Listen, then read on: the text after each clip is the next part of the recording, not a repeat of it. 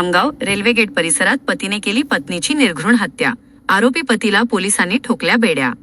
खामगाव येथील railway gate परिसरात राहणाऱ्या एका विवाहितेचा पतीनेच लोखंडी रॉडने डोक्यात वार करून निर्घृण खून केल्याची घटना मे 15च्या रात्री 12 वाजता उघडकीस आली। या घटनेमुळे परिसरात एकच खळबळ उडाली असून पोलिसांनी या प्रकरणी आरोपी पतीला तात्काळ अटक केली आहे। सविता प्रकाश सोळंके असे मृत महिलेचे नाव आहे। मिळालेल्या माहितीनुसार आरोपी पती प्रकाश सोळंके याने रागाच्या भरात सविता सोळंके हिच्याशी वाद घालून तिच्या डोक्यावर लोखंडी रॉडने सपासप वार करून तिची हत्या केली। घटनेची माहिती परिसरात कळताच परिसरात भीतीचे व संतापाचे वातावरण निर्माण झाले होते।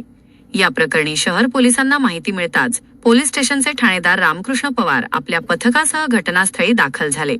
यावेळी मृतक सविता सोळंके यांचा मृतदेह छिन्नभिन्न अवस्थेत रक्ताच्या थारोळ्यात पोलिसांना आढळून आला।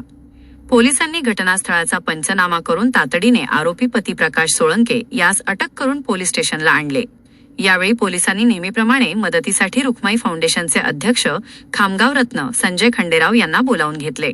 संजय खंडेराव व त्यांचे सहकारी मित्र रमेश अवचार यांनी तातडीने घटनास्थळी पोहोचून मृतदेह ॲम्ब्युलन्समध्ये टाकून सामान्य रुग्णालय खामगाव येथे पोहोचविला। या घटनेचा पुढील तपास शहर पोलीस स्टेशनचे ठाणेदार पवार करत आहेत। महाभूमी डिजिटलसाठी अनुप गवळी, खामगाव।